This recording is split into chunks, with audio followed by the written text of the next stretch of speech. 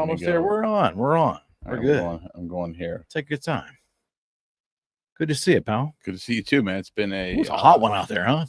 It's been. I'm trying to cool this place down as best as I can. Yeah, I get it. I might have to get a second air conditioner in this for his little room. Yeah, called the Rocco fridge. Might get ice. Just put me in a chest of ice while we do this until September. Oh, it has been brutally hot. It's been rough, man. Yeah. How's the AC at your place? We had that one week where it shit the bed in the office, but they fixed it. We haven't had a problem since, but there was that one. I mean, it was like blistering. I mean, everybody was just angry with each other because it was just like it'll do that. Yeah, because my office, like I have windows in the corner, so it's a lot of sunlight in there. But it was like 80 degrees. Angry. And it was just like you just saw everybody walking around the office. It was just like it was like you want a popsicle? Fuck you. No, it was just because when you think about when you're in an office, right? There's no real fresh air coming in. And it's hot. No. So their air wasn't working. Something was wrong in the building. So it just kept getting more humid as the day went on. Or you talked to other tenants? I think it was the whole building. There was something wrong with the building. And then they got it fixed. On a big leaks like that, do they credit you back? Like, hypothetically, let's say that lasted like a whole week. I would. How would you ask for a credit back? Ask for credit back. Yeah, but I mean, they've been good with as a landlord, so they usually resolve things pretty quickly, and they were aware of it. So it wasn't like, and I think it was just one of those unseasonably hot days that caught them off guard. The system wasn't back on yet. So I think what they do is they probably keep the system off during the winter months. When it's into the spring, it's only like 60, 70. Yeah, they're not really running it. They don't really need to. Yeah, but then it went from like 60 to 90. I remember, and it was like, holy shit! I don't think the system was kicked. It probably needs a couple of days to kick on to cool the building. I don't know. Problem. True. Yeah. No. I understand that, but so I'm not. I'm a pretty easy tenant to get along with. Okay. So I just wondered how that worked. Like, could a tenant ask for credits based upon, HVAC issues, water issues, things? Yeah. Like our that? lease says they have to keep it between a certain temperature. So if it's within that range, not necessarily, but it was out of that range. So what's the acceptable lawyer temp? I mean, for me, it's 60 fucking degrees. I mean, you're asking the wrong person. Man. Lawyer temp. I mean, it's nice. It's like my office says when I left, it was like 68 degrees, which is perfect for me. It's perfect. And I still have two fans, one behind me and one on my desk. So it was perfect temperature. Listen, man. I'm old. That's what happens. Let's talk about rough conversations today. Okay, cool. The reason why is I see two sides of you all the time. Okay. Not that you have two personalities, Sure. but I see two sides of your personality. Okay. Where you do lead with kindness, and that's at the forefront without question of what Cozza Law does. I get it. It's not a sales pitch. You all live your core beliefs that you instilled in your firm. Yeah. It's walked and talked every day. I'm here to see it. Yeah. It's almost kind of funny how uniform that is. Yeah. No, I appreciate that. However, I also think there's a part of you which might be uncomfortable to some, but I'll ask the question. Yeah. I think that you are actually comfortable with the uncomfortable because you have pushed yourself through so many uncomfortable circumstances, and the discipline, very stoic, but you're used to doing as your modus operandi. So when you encounter a situation that requires an uncomfortable conversation in any capacity, you not only don't shy away from it, I actually think that you enjoy it. Like it's almost a challenge to you. Is that true, or is that too harsh? Well, so it's somewhat true. So I think there is part of me that once I'm in the conversation, I enjoy it because it's getting a result. The problem I have is getting to the conversation. Really? It's simply because I know how I can get. So I try and always like Marcus Aurelius, tolerant with others and strict with oneself. Like I'm more tolerant with people than I probably should be in certain instances, because not for the fear of confrontation, for the fear of who I become in confrontation. Because I can get really, it takes a lot, but if I snap, like there's no going back. Okay, so who you metamorphosize in? Yeah, like I know that side of me, right? That's the side I control very well. We all have that side, that side that can just snap. And I know I've been in situations where I've just let it fly, and it's not pretty. And what's your threshold for that? Because I'm guessing it's rather high. It's got to be in a situation where you're doing harm to someone or something I love. And how often do you run into that? Not often, because I think I play it pretty even kill in life, just in my professional and personal life. So I don't let most things bother me, and I always try and look at it from what's really going on with the person, because everybody, the way people act, right? There's always a reasoning behind it, right? So if someone take a job, right? If I'm managing a team, which I do, I manage a law firm, but if we'll take any job, if I'm managing a team of people and someone's not performing on the team, there's usually a reason why. I don't think people just say, fuck it, I'm not going to do anything. I agree. I think there's a reason why. And I try and always understand what is the reasoning behind that. If I just go into that confrontation, like, you're shit in the bed, you're not performing, and it could be because of some traumatic personal issue, that I'm the asshole, because I didn't really, and it doesn't resolve anything. I didn't really understand the core issue behind everything. So I always try and understand the core issue, because there always is one. Sometimes it's easier to sort out than others, but that's how I always approach confrontation, trying to understand what's the reason for the behavior. And then if I can't get a logical explanation, that's when the confrontation is easy to me. So I'm like, this shit doesn't make sense. Like, explain to me why this is happening, because I've logically thought through it all. None of this shit makes sense. Lay it out for me. But if I understand what's going on, then I'm more tolerant, empathetic in those conversations, I think. Give me circumstances where you will ask the employee, let's just say it's an employer circumstance, when you would ask the employee to create their action plan to resolve things going forward, or when do you come to the meeting with the action plan written by you? That's a good question. So is there two differentials there, or does it evolve through conversation? Well, I think it could be both, right? So I think one, I will always try and defer to let the employee try and solve the problem, because if I have to micromanage everybody, then what's the point of having employees? I'll just do everything myself. So I always try and let the employee say, okay, if there's an issue, tell me how you're going to solve it. Like, that's why I like the 1-3-1. You know, what's the one problem we're facing? What's your 3 viable options, and what's your 1 proposed solution? Like, if you operate by that, it makes life pretty easy. But sometimes people just hit a roadblock. They can't see it. And I'm like, here's what you got to do. Like, I can see it, but I want people, if I just tell people what to do all the time, or tell them the path, then they're only going to develop at the pace that I'm setting for them. Well, would you agree you're never going to help encourage an entrepreneurial mindset that way? Correct. Yeah, you have to get people to think outside the box themselves. Correct. And then the other thing I've always, that I just had this conversation today, it's interesting that over this past year, I think I've finally come to grips with the fact that entrepreneurs are very different people, and there's not a lot of people like us. Like, there's not a lot of people that are actually willing to put it on the line. Not talk about putting it on the line, but putting it on the line. And what I mean by that is, like, doing what it takes whenever it takes it.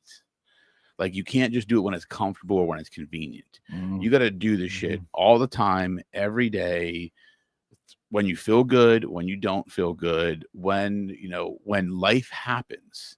Like, that's what it really takes. That's next level activity. It is. And it's just an abundance of activity. And not many people are wired that way. And I always think that, well, it's easy, just do the things. Yeah. But if you're not wired that way to do the thing, then it's you're fighting an uphill battle with someone. So let's go down that avenue. So when you just say that, you just think, well, it's easy, you just go do it. Is that easy for you because of the desire level? Do you think the desire level is a differentiator for you?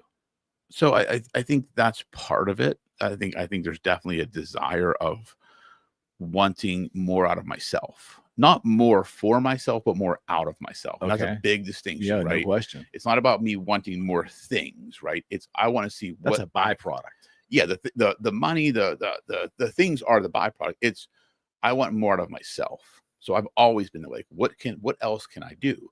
Like, what else can I improve upon? And I think that's a big part of it. The desire is a big part, but I also think, and I hate to toot my own horn, but I think I've been given a gift of thinking differently. Like, sometimes I'll see a solution that, like, is so obvious to me. And I'm like I was last week at a pirate game with a client. We were just talking about couple of the projects they had going on, and they were stuck with this one client. I said, well, why don't you just do this, this, and this? That makes more sense. And they're like, holy shit, I didn't even think about that, but that does make complete sense. But to me, it was like the obvious. Mm-hmm. And I'm realizing the deeper I get into business, the things that are obvious to me aren't necessarily obvious to others. And that's what that's what distinguishes me from other people. Yeah, I would agree. I've seen it happen. I would say if someone wanted me to unwind how that happens for you, I think it's part God-blessed intuition and intelligence, but I also think the other part of it is you process information. You're constantly asking the next question, and your level's deep in doing that. Where, let's face it, people aren't maneuvering that way. Even successful business people get to a certain point where it gets comfortable. Asking that next question could put them in a place where it's not comfortable. The growth could be amazing. But that leads to an uncomfortable area for them, right? I mean, that's when it gets hard. But the answer is there. The answer is there. That's where the breakthroughs come. Right. And that's what most people are afraid to do. And see, I think you view that as being exciting. Oh yeah, definitely, 100%. But there are definitely times where I catch myself stopping myself, like you're too much in the weeds. Yeah, and I feel like now I'm at this point where I'm not necessarily I'm stuck. I'm like marinating right now because I'm looking at like we've plateaued this year, so it's like, okay, what's the next thing for me? I kind of see it. I kind of know what it is, but it's not fully baked yet. And for me, and it's interesting because a friend of mine, client as well, but a good friend, we had a discussion yesterday, and he called me, and he saw a post I posted on Facebook and was just calling to check in on me, which I truly appreciated. And I was telling him how I was stuck, and he was talking about a conversation he had with someone, and they gave the example of bricks versus blocks. I said, that's interesting. And he said, yeah. He's like, when we're younger, like in our 20s, like we're moving fast because we're moving bricks. It's easy. We're moving these little things around. We're progressing. He's like, at the age where we are, we're older and our problems are bigger. We're moving blocks now. So we don't move as fast. It takes more precision. It takes more effort. And I'm like, shit, that's right. Like when I started building the farm, it was like I was putting bricks together, like just building a house, like putting the bricks. Correct. Now it's like, okay, the foundation's built. Now I'm putting blocks. And it's like, holy shit, these are heavy. How do I move them? What's the next move? Bigger and weightier as time goes on. Super weighty. Like, I've got 9 employees and their families I'm responsible for. Like, that's a weighty feeling every day. Like every single day that goes through my head. Like when I'm not doing something, I think to myself, am I letting them down? It's weighty. So it's like that bricks versus block analogy like really sat with me yesterday. I've been thinking about it since over 24 hours. It is really true. Like I feel like I'm at that stage of life now where I'm no longer moving bricks, I'm moving blocks, and it's harder, and you need a team of people to help you do it. Certainly, because as the blocks continue to get bigger, you physically and mentally are going to reach fatigue levels too. Yeah. I mean, but that's why I focus so much on health over the past year, because I know that the problems are bigger, the things are bigger. I have to be better. The more is it possible though, the more questions you ask, the more you keep drilling down, the answers to make things easier might be there. Yeah. Not always, I would imagine. It'd be nice if it was always the case, but but sometimes I feel, and I'm guilty of this too, is I know that next hard question to ask might lead me to the promised land in this particular issue I'm dealing with. But for whatever reason, I can't find myself to go ask that next question and start digging around. And that's truly where I think I am right now. I mean, honestly, it's like I don't know what that next question is, because like it's funny. So like, you don't even know the question. I don't even know the question, because that's the thing. I was talking to Mike last week, on our weekly call, and we've been talking through. This is the longest I don't want to say stuck. I hate that word. It's just like idling basically for getting ready for the next race. And he said, I never really thought about this, but he's like, look where you grew up. He's like, as a kid, where you grew up, the definition of success was having a nice house, a nice car, money in the bank, and be able to do things you want to do. Like that was success. That's what everybody was trying to achieve.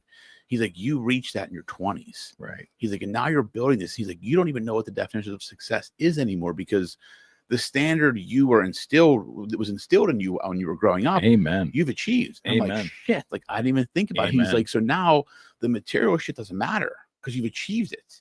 You have the things that you were told was the definition of success. So are you creating the markers now? That's where I think it is. Like, what is the next thing for me? Like, it's because it's not about money. It's not about having all these cars and homes. It's like, it's impact. It's like, what's the impact I'm going to make? Like, what is that going to look like? And that's where I think I'm trying to figure out what that next question is. Because to me, it's the most important question I'll ask myself, and I haven't figured out exactly what it is yet. Okay, so there's a dilemma. Like a therapy session. No, this is great. No, so there is a dilemma in your life. I wouldn't say it's a life and death dilemma, but it's a business dilemma that you have. It's a growth dilemma. Yeah, absolutely. Fair enough? Yes. Yep. Okay. Talk to me about how you manage how much time you spend, if you can manage it, thinking about that. I mean, I've been actually, like, last week I was scheduling time in my calendar to just like do deep work and think. I figured. And it's because I need that. Because like now, like today, like I wanted to say, like my schedule was a shit show. Like I had like 7 or 8 calls, like new intake calls. It was like just boom, boom, boom. I didn't really have that time. Like tonight, I'll do that before I go to sleep. Like I'm really trying to think every night. Like this weekend, I journaled and just sat there with a blank piece of paper and said, like, what is it? What is the thing? And I feel like I know what I'm being called to. Because like I started thinking about that strategic advising and consulting, kind of like the coaching, but it's like I don't know. But then everybody I keep talking to, like even a client I spoke to today, a legal client dealing with one of her issues, like at the end of the call, she's like, "Oh, I just feel like you're my coach." She's like, "You always have the solution to my problem." She's like, "You always make me feel better going through the shit I'm going through." And I'm like, "Yeah," like I said, I appreciate that, but it's like, for the past like month, that's been happening more and more. So I feel like that's what I'm being called to do or pushed to do. I just don't know what that'll look like. You have to define the role and the synergies. Yeah, because I want it to make sense. Yeah, right. I want it to make sense, but it's like more and more people are pulling me towards that, and I think that's God telling me, okay, it's time to like, don't limit yourself to just being a lawyer. You can make a bigger impact by doing something bigger than that. The law will always be my love. Like I'll always love the law. I love what I'm doing, but I think there's something else I can do on top of that. And that's what I'm really trying to pinpoint and really mold into what it is. It's almost like a law integrated business coaching thing. Yeah, yeah, I mean it is, because like if I could get paid to sit there and talk to someone every day and help them solve their problems, both personal and professional and business, I would be completely fulfilled because I just love doing that. I look at the world differently. I can usually read between the lines. I can understand a person by the way their body language, their voice, and kind of really know what's going on. And I just get to the issue really quickly. So it's just figuring out like who are the right clients to work with, who makes the most sense for this type of stuff. How do you compare the satisfaction of that kind of interaction to the satisfaction of speaking to groups? Yeah, it's large different. or small. It's different. It's 2 different types of satisfaction, because the group, like I always look at when I've spoken in front of groups, if one person comes up to me afterwards and said that made an impact, or that's good, that's all I need is one person. I'll never know if that happened or not necessarily. When I'm working with someone on a one-on-one basis, I see the transformation happen. So it's a different. Do you prefer that? I don't know what I prefer. Like I probably, if I had to say, if I had to say, it would probably be more intimate settings, like one-on-one. Because I think I operate, because people tend to open up to me very easily. Like I had 2 intake calls today. Like Jess and I were in the conference room, and because she like is in on the calls, me and like takes notes. And the 2 of the people I talked to just told me their life story. Like it just started telling me everything, and I'm like, which is fine. Like I love that, but I don't know if it's a vibe I give off or the way I speak that people tend to feel very comfortable with me. And then people know you're listening. That's maybe that's what I thought from the beginning when we sat down here for the first couple of times, or even when I went in for legal talks with you. I had no problem telling you everything because you genuinely stare me in the eye. This is a crazy thing to say, but so few people will look you in the eye in any conversation. We've talked about that forever. It's true though. I mean, I challenge anyone who's listening or watching is, how many times has someone looked you square in the eye during a part of a conversation? Right. Yeah, you're Probably right. few. Yeah, but you have a way of looking there intently that if you're not accustomed to that happening, it could almost feel like you're doing a deep dive into their soul.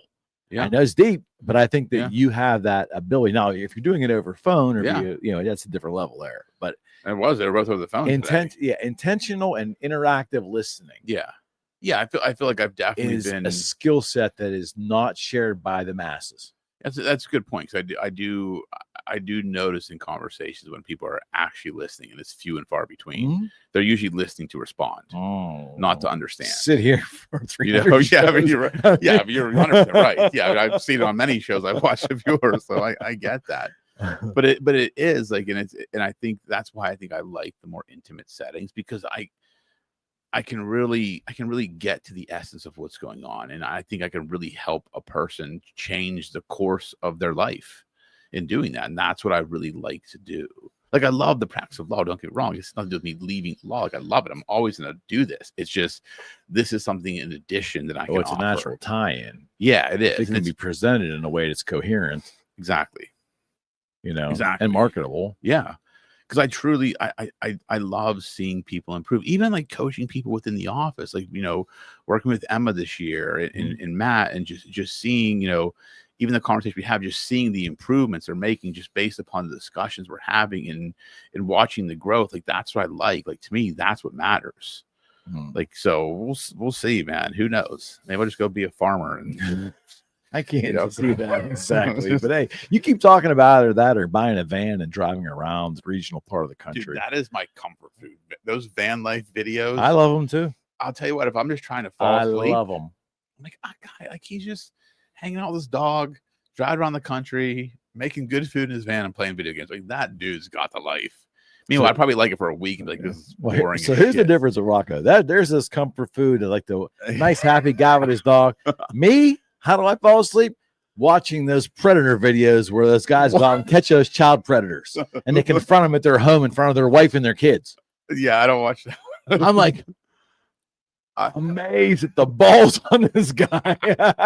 No, I watch people driving around the country in a van, just going and checking out cool places. Oh my God. No, it's definitely but the uncomfortable nature that we all have to go through it, but the way you seem to take to it. Are there ever times that you have conversations with people that, of course, there's probably something to look forward to, but are there some that you just don't want to have and you got to have them? Yeah, there's always that's life. I mean, you're always going to have those conversations that you don't want to have. No one, look, despite what people think, no one likes to have uncomfortable conversations. Nobody? I don't think so. I think if you truly, because look, what about Daniel Pena? I don't know. I kind of think he might like it. That's a shtick too. Like, that's a shtick. I think maybe when you get that old and you become jaded, maybe a little bit. But I think human nature, like we're kind by nature, I believe. And no one wants to go into a conversation intentionally hurting the other person's feelings or making them feel less. And that's why uncomfortable conversations are difficult for people, because you don't know how it's going to land with the other person. You know what you want to say and you know what the issue is, but it depends on the frame of mind they're in at the time they receive the information, how they take it. I could have the best intentions going to that conversation, but if someone's not ready to hear it, they're going to think I'm an asshole. Mm-hmm. And they're going to hold that until they someday take a step back and say, but that's he was right in nature.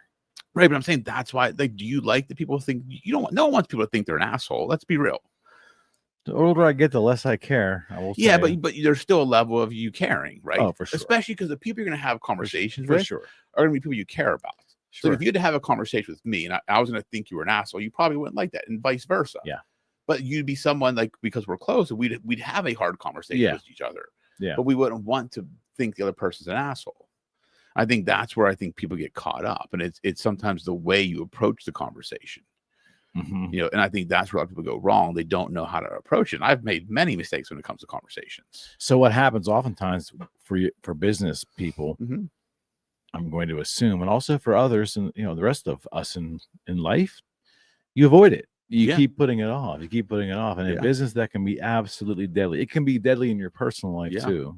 But it's a horrible formula. Yeah. Avoidance is a horrible formula in entrepreneurship. It just is.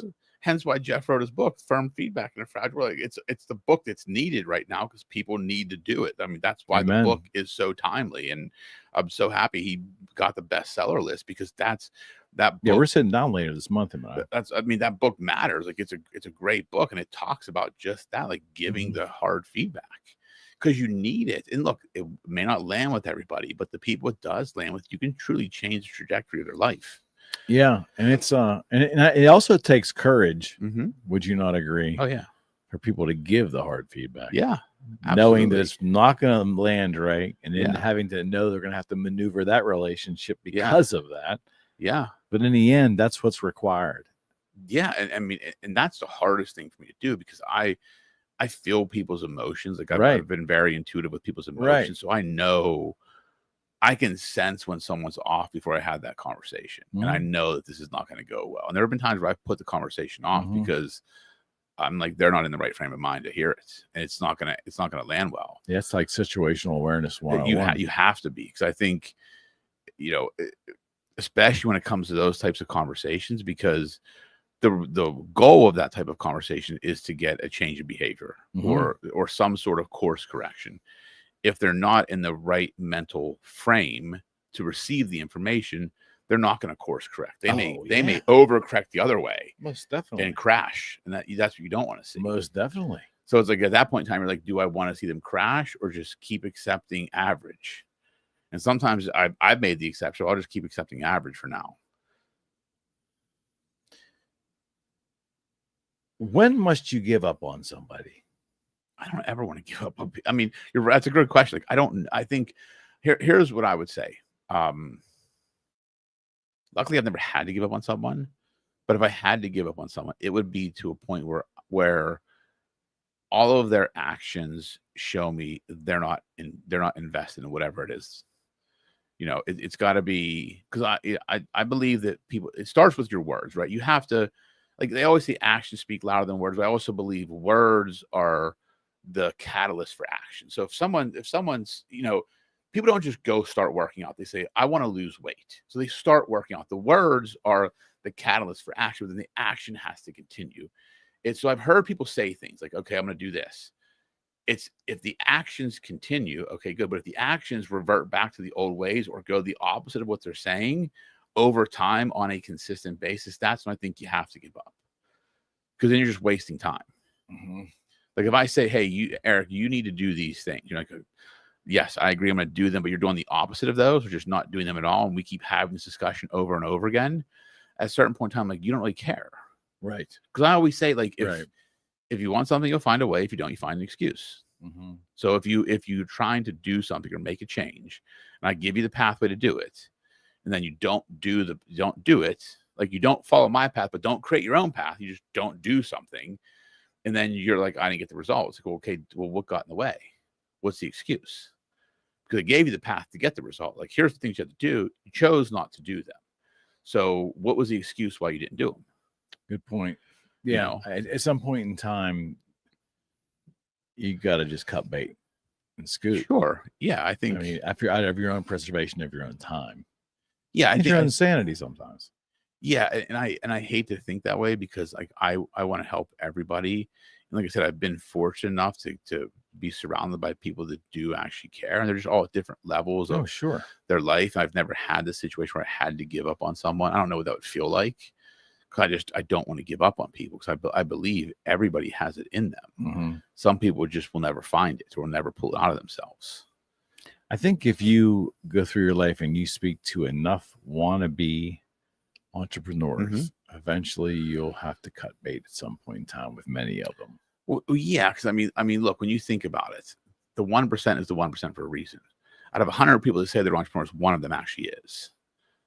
I mean, a lot of people say they're entrepreneurs, but to me, being an entrepreneur is like, how do you qualify? You put a time limit on there? Do you put a? Because I'll tell you how I do it. And you tell me, and mine's oversimplified. But I've said this from day one. I did not feel like I was a successful entrepreneur until I had 5 consecutive years in the black. I needed that. Doesn't mean I couldn't have done it being in the red too. And balancing and creating and managing and balancing my P&L on my own for 5 years then I thought, I am actually an entrepreneur, whether I sink or swim or the business train, whatever happens, I'm an entrepreneur. That was my litmus test. Okay. I'm not saying yours will be identical, but that was just the mechanics of what I needed to see for myself to feel like I was an entrepreneur. Yeah. I think that's definitely for business owners. That's absolutely part of it. I think, that is part of it. I think to me, the bigger part, the way I look at entrepreneurship, it's a person's actions, right? Because I think entrepreneurs have a couple consistent qualities. One, they're crazy to an extent. Like they all say they're risk takers, but most entrepreneurs, we take calculated risks. Like I think there's this misconception that entrepreneurs, these huge risk takers, we just jump off the fucking building and figure it out. We've already calculated the 17 different ways we can fall off that building and what's the most probable outcome.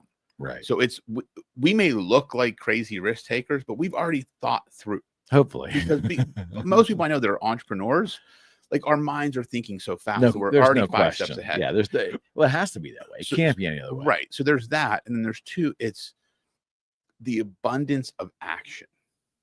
Like again, to call yourself an entrepreneur, you've had to have, in my opinion, those days where like there's no fucking sleep for days and weeks on end, like that you're beating your head against the wall, that you're not, there should never be a day where you're just like, like I'm good, like I'm cool, like I'm gonna take it. Like there should always, not saying that that's a badge of honor, the pressure or the weight, but it's, if you don't feel that every day, like you're not really risking anything. True. Because to me, it's the true risk. Like I look at it like I don't have a company that pays me. Like I have clients, right? But we have bills that have to be paid. I have employees that have to be paid. My compensation is always last, and it's very little. But that's to me an entrepreneur. I'm not saying it all boils down to that, because there can be employees within an organization that are entrepreneurs, right? But it's, what are they willing to risk? What are they willing to sacrifice? So someone, like if you're in a tech company and you say you want to be an entrepreneur, right? But you also want work-life balance and be able to like play Frisbee with your friends on the weekends and only do your programming of your new software when it's convenient. You're not an entrepreneur. You're an employee that wants to say they're an entrepreneur or an entrepreneur, whatever the case may be. Because it really comes down to sacrificing now for later. One that might be at the top.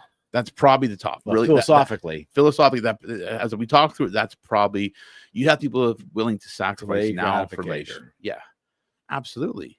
Because like I look at it and like, I sacrificed a lot in these 5-6 years of building this. There were things I missed. There were things I didn't get to see, didn't get to do, but I had to make those choices and I had to be okay with it. And I think a lot of entrepreneurs, a lot of people I've spoken to, like, they get caught up in the beginning because they have a foot in each bucket and they can't decide. It's like they want to be the entrepreneur, but they also want to have work-life balance. So they never fully invest in one way or the other. And I'm not saying you have to be all in all the time, one way or the other. It's when you're one way, be all in that way. Meaning when you're saying, I'm going to work your ass off, be all in. When you need to take the break and totally recuperate.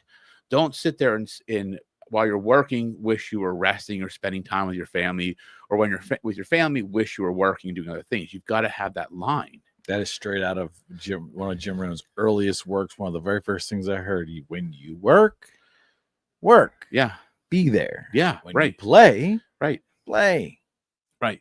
Don't mix the two. Yeah, I mean, it's I learned that right away. It was hard as a solo entrepreneur. It's hard working out of my house. Yeah, getting all the deliveries and doing that while my kiddo's up here with my wife. It was close proximity. It's hard. I had to mentally focus early on. That reminded me of how difficult, not just mechanically for me, my certain circumstance, but the theory of what is my workday like. I had to actually go for a drive and like do my journaling away from the house. Yeah. My planning away from the house. It Yeah. was literally down at the park at the end of the Yeah. cul-de-sac, but I had to create some kind of separation. Yeah, you have Because to. anyone that works at home will tell you that's a hard thing to do. It's extremely hard to do. I don't see how people think they can do it, because yeah, they say there's all these studies out there that people are more productive when they work from home. Are they actually in the home watching people? Because I mean, I find that hard to believe. I'm a very productive person, very disciplined, and working from home was the hardest thing for me, because you're in the comfort of your home. Yeah. Like, I operate better when I go to an office, put a suit on, put dress clothes on, then I'm in my uniform, we'll say, for the day, and I'm going to hammer out what needs to be hammered out. When I come home, I may check emails and shit, but I'm not, and maybe do some work, but I'm not sitting there. I'm not going to put a 10-hour day in at home. It's hard to do. Like, I'm not, if I do put a 10-hour day, it took me 14 hours to do it. It takes an extremely uber disciplined human being to give an 8-hour day to a company if they work from home. Correct. I know a guy that does it, but it's hard. It comes with a mindset that it's foreign to me. I can't get there mentally, because I know I'd be 5-6 hours, if that. I mean, just that's where I would be. Yes, 100%. You know, people would, especially with the internet. Yeah, because I mean, look at people get distracted in the office, right? They're on their phones. Like, I do that. Like, I'll eat my lunch at my desk and watch a YouTube video, and I'm like, I just wasted down a 20 rabbit minutes. Hole, off you go. Yeah, and I'm like, okay, well, the world is flat, and there are UFOs. No, the moon landing didn't happen. Right, all this stuff, but it's but it is. I think to be an entrepreneur, it really is the ability to sacrifice and feel the pain, not pain like in a masochistic way, whatever the word I'm looking for, the uncomfortableness. Like really, like saying like it's on me, like I've got to figure it out. The mental pressure that goes with that can be painful. That was the hardest thing for me, I think, like leaving corporate America and actually going out and saying, okay, I don't have a paycheck anymore. Zero. It starts at zero. Oh, I remember that. April 1st, zero. Okay, what do I got to do? Got to find clients. How do I find clients? Go meet people, talk to people. And that's just, you just had to figure it out. And like that weight and that pressure was like, holy shit. Like, it was heavy. I mean, it's still heavy this day, because I went from when I started as a firm, my rent was $200 a month, and I had to pay for myself. Now our break even a month is like $130,000 a month. Like, that's our break even number. It's crazy. Like, and that's what I mean. So it's like, holy shit, that's a bigger weight. To me, it feels like that happened overnight. Right. And so think about that. That's like me going from carrying like a 2-pound kettlebell to a 200-pound kettlebell, but still being the same size. You know what I mean? Like, it's the weight is heavy, and that's my burden to carry. And that's I wouldn't trade it for anything. Like, you couldn't say, here, come work for me, I'll give you a bunch of money, put the weight down. Like, no fucking way. Yeah, delayed gratification is a thing too that I think the especially the solo entrepreneur. Yeah, I could remember being two important memories. Mm-hmm. One being going to get gas in my Tahoe the second week after I had left corporate America. Yeah. And I was putting gas in with my credit card. Yeah. I'm going, I did pay for this because I sold 2 guitars and I have a net profit after it's all said. It worked out to like $833. Yeah. So I'm like now self-sustaining. I am. Do you know what I mean? Like, it was an amazing feeling. That tank of gas never felt so good in my life. Yeah. And never felt any better after that either. Right. No. Yeah. I know exactly. But the other problem was for me uniquely, because I was working with a product that I was in love with. Everything that would come in the door, I wanted. I had to intentionally delay gratification. Oh, I could have afforded a bunch of them, but I had to consider a product, label it, stick it in the closet, knowing it needs to go out the door, not to go into my living room, right? Every day. And that taught, believe it or not, that struggle caused me to mature quickly as a business person. Immediately, like, no, you got to look at, no matter if it's your passion, and I know watch collectors and watch people in the watch business, same thing. Oh yeah. They got, I want to keep this one. I can't tell you how many guitars would come in the door. Right. I want to keep this one. This one, oh, this is a keeper. People will say that to me. Oh, that's a keeper. You're right. Yeah. Right. And then like a day later, I'm like, no. It's boxed back up and it's inventory. Yeah. I mean, if I was in the watch business, I'd be that guy. Yeah, I think we all kind of had that. I was just fortunate enough to be in something that I dug for a living. But then there's another level of complexity that I face that I think, some entrepreneurs don't face. If you're a nut and bolt salesman, you don't give a shit about those things. Right. No, exactly. Easy to detach from that. Yeah. Yes. Right. Yeah. So delayed gratification doesn't come out there. Yeah. It may come out other ways. Well, and I think the other thing about entrepreneur, like what you're talking about, is discipline, right? I think that's the biggest, without piece, question. To truly be an entrepreneur, like, and you can spot people. Like, if you look at anybody we know that are business owners, right? They're disciplined in not every area of their life, right? But they're very disciplined in certain areas of their life. Definitely. And that's how you know when someone's going to be successful, because if they can delay gratification, right, and be disciplined to do the shit you have to do every single fucking day, like ad nauseum, like that shows what it takes. Like, it's consistency in just doing the shit that sucks. Like, that's what people don't get. Everyone wants to do the fun stuff. Like, I was talking today about walking. So, Krista came in. We were getting suits today, and I was talking to her. I said, I never believed in fucking walking. So I'm like, walking's bullshit. Like, how is that a workout? Like, no, like, just hear me out. So I was like, nah, I was always like doing the hard cardio, like the HIIT, jumping rope. I'm like, I said, this year, I said, I'm going to commit to just, the only cardio I'm doing is walking every morning, 45 minutes. I said, and I just said, I'm going to be consistent and just do this, not change it at all. Just follow the process. This has been the best shape I've been in 10 years. The only thing I've changed is, instead of doing like the elliptical or the Stairmaster or the Peloton, 45 minutes every morning, I walk at a 3.2 speed, 3 or 4 inclines. That's it. And then I try and get 10,000 total steps in a day. And I was like, and I never believed that walking, so everybody used to talk about it. And like Krista was saying, like, it's the cheat code to life. I said, I never thought about it. It is the cheat. I'm like, I say that no one believes me. Like, honestly, I didn't. I mean, I saw the results you had, but I'm like, you're walking like fucking 90 hours a night. The weight vest helped too, though. I mean, like adding a little stress to it, a little not stress, but resistance. Yeah, but I didn't want to believe that. I'm like, how can walking that anybody can do can work? And like, literally, this has been the best shape I've been in. And it's been the easiest for me to maintain. It's the easiest on your knees. It's easiest on your ankles. Yeah, it does not. I don't get hungry after I do it. No, it's like a slow, manageable burn. Do you know what I mean? And I get other things done.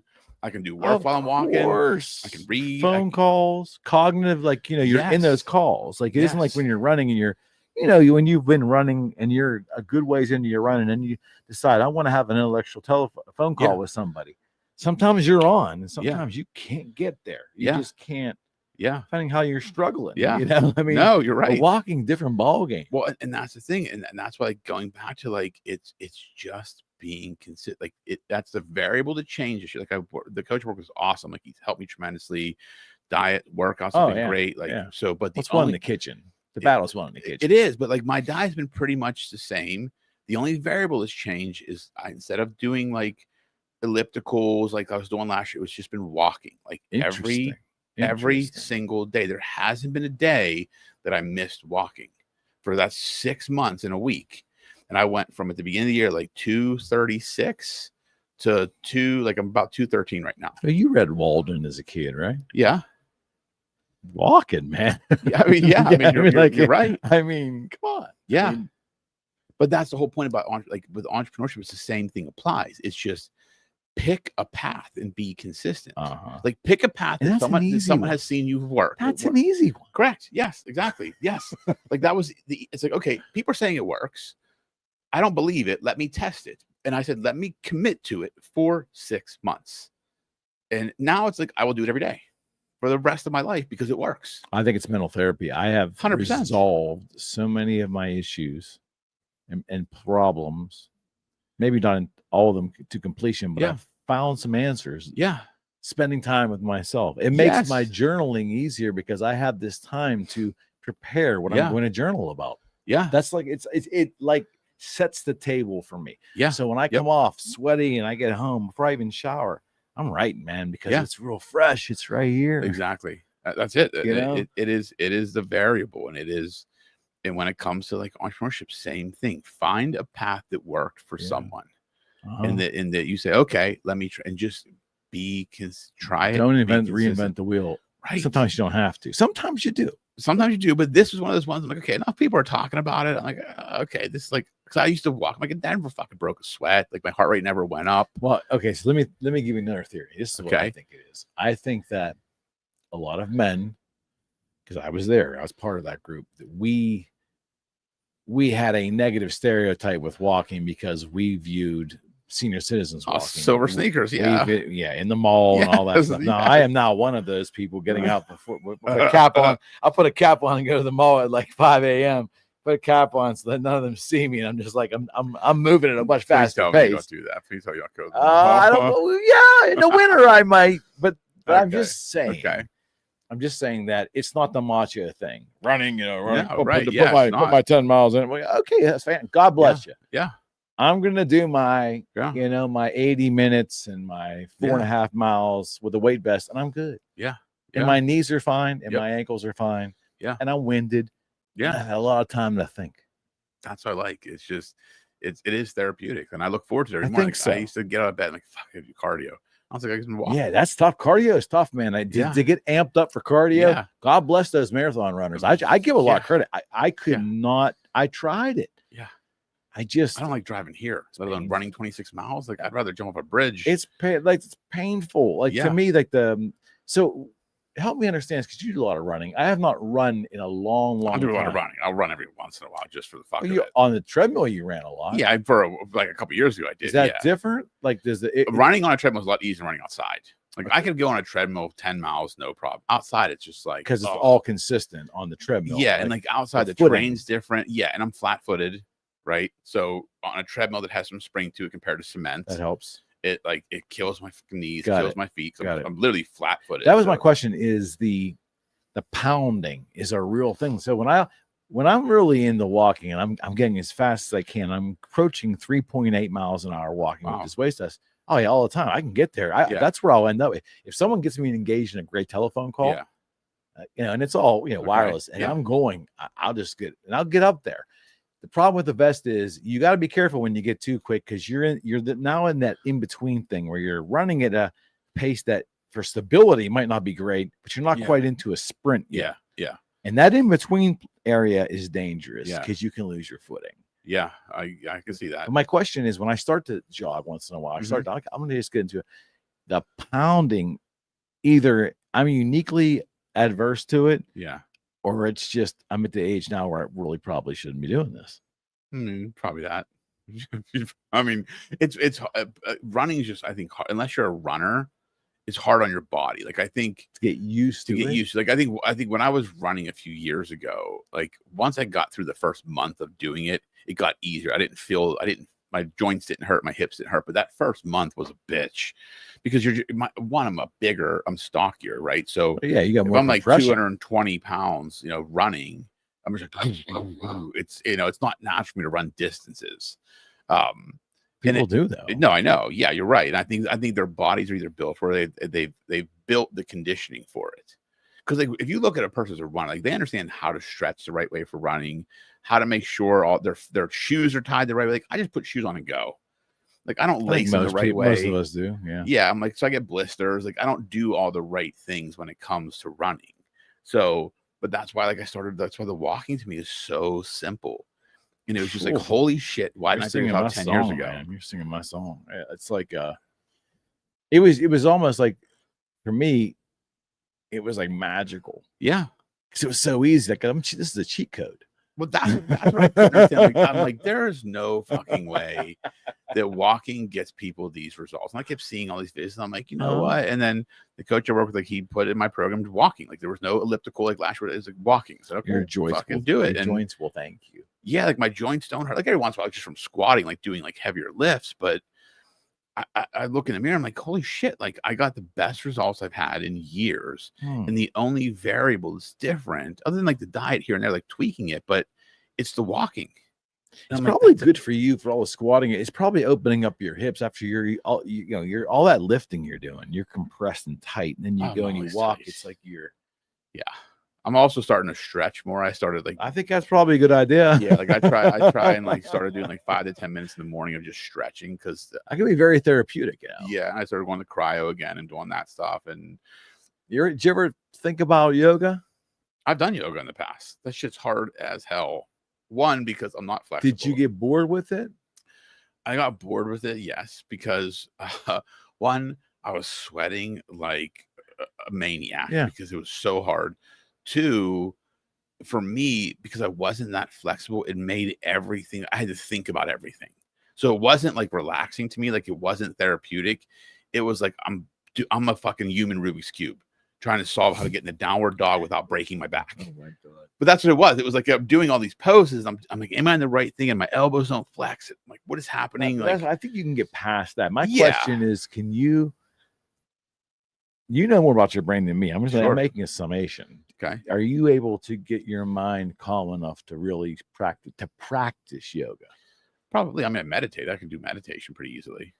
Like I like to meditate. I can calm my mind that way. Okay. The problem with yoga, I think if I got to a point where I understood the moves, where it was like muscle memory, where I didn't have to think about my body positioning, I could probably do it. Because that was a challenge for me. Okay, like where does my hip have to be? Where does my foot have to be aligned? What is this pose? What's the transition? And I'm like, okay, I need this fucking yoga strap because I can't grab my foot when it's up in the air. I need a yoga block because I'm not that flexible to like bend behind my back and like grab my ass. It just takes time. Yeah, but I mean, I like to go behind my back and like do this shit where you like people grab their hands. I'm like, who is flexible enough to do that? You can get there. Okay. You can get there. I can barely grab the rope doing it. I'm like, there's no way if my arms go like that, something have to come and undo me. Like I'm going to be stuck like that. I hated it when I took a couple group classes. Okay. I didn't go through with it in a group setting, but I did it for a while with tapes and like DVDs and things like that. It was fascinating. I did it for 8-10 months and just got tired of it. But I didn't like the fact that I had to hold in my fart for this entire like 35 seconds. It was so painful, depending on like when I ate last and all that. But then what was worse was I realized that all these women are blowing ass all through. I mean, the people are farting all over the place. Really? In class? Oh, and I'm like, you know what? Why am I holding I'm holding myself. And you see, like, and it was this is a long time ago. Okay. When I was a single man, I would go a couple times, and you see all these really attractive women out there, and they're just doing their downward dogs and all that. And you just hear them ripping. And no one's thinking that the music just continues. The incense keeps the burning, and it's just. I would not have been able to keep a straight face. I would have lost. It was, that's when I just said, you know what, I am not at home anymore. I'm not in Kansas anymore. This is, and I think and that's why I think I ended up doing it myself for which I found very. My biggest problem was when I would do it at home. Is there was a meditation session at the end where I'd be laying flat on my back on the mat. Yeah. I was sweating. I was tired. And the meditation session you need to learn to wake yourself after like 12 minutes. Okay. I'd get to that and I lay down. The next thing you know, it's like 4 hours have gone by. And I look go, it's midnight. It's midnight. You know what I mean? Like, I don't know, but that was part of the thing. Then you came and you sat in the Indian style position. Then you got up and you were done. But I just never got to that. And I'm playing this music, this Indian themed music. And next thing you know, it's 4 hours later. And I'm like, whoa. So if I could have figured that out, I might. Yeah. I mean, if someone says close your eyes for 12 minutes and just get up, I'm like, well, if you're not setting an alarm, I'll see you tomorrow. Yeah. That was pretty much right. Yeah. And it was pee. And I'm like, what is going on here? Yeah. That's pretty wild. But I really. I know that a class setting, if you really want to learn it, you got to have an instructor to really it's like lifting. You alternate your this routine of poses on this day and this routine of poses, and they're different. You're working different areas of your. Yep. Exactly. It's amazing. Since we're on the subject, what do you think of Pilates? I don't know shit about it. I don't either. I know it's an alternative to yoga. I think is it a Greek? I don't know. It's like for core. I see people doing. You see, they have a reflector machine or whatever. I don't know. I mean, I've seen some people. It's amazing what the flexibility they get out of that as well too. And I think there's more strength core. Yeah, I think it's a lot more core stuff going on there. That seems to be fascinating to me. But the whole how are you in classroom settings for learning something? Like the only classroom setting thing I ever did that lasted for years that I enjoyed was Tung Sudo, was my Taekwondo martial for arts me. training. But that worked for me for whatever reason. Yeah. Now the old people were still farting in there too. That Yeah. wasn't great, but ultimately that classroom environment and structure I was fine with. But man, the yoga thing. I like classes because I'm a visual learner, so I watch somebody do something, I can do it. I got to see somebody do it, and I can do it. Like I'm a visual. That's how I learn. I remember visually. So Taekwondo, taking that, I would just watch a form and be able to do it. Because I can memorize it in my head. So I have to see it. It's like, so I like the classroom sets, but yoga, like, it's hard for me. I'm not that flexible. I don't know if I want to be in a room full of women farting. Well, now that I've ruined that for you. Yeah, you definitely ruined that for me. So. I thought that the Tung Sudo came into my life at a great time for me because I needed to start learning humility. Yeah. Before I entered entrepreneurship. So I got this Tung Sudo for like 3 years leading up to my entrepreneurial decision. Yeah. And it was teaching me humility coming into a structure there where there was higher belts that were kicking my ass and point system and sparring and just learning from people, regardless of their age or their, circumstance. There was a hierarchy that was set by the school based upon achievement. Yeah, absolutely. Lovely system. Yeah, right? Definitely. Yeah. And I think that came into my life as a, mid 20s person, late or early 30s person at the right time. Yeah. Yeah, everything comes in our lives at the right time. That humility thing. Yeah. Which is, we can go on forever. That's another big factor about entrepreneurship. Without that idea, it becomes very difficult. Yeah, 100%, man. For another day. Definitely. We'll see you again. All right, man. We're out. Good stuff. Oops. What is happening here?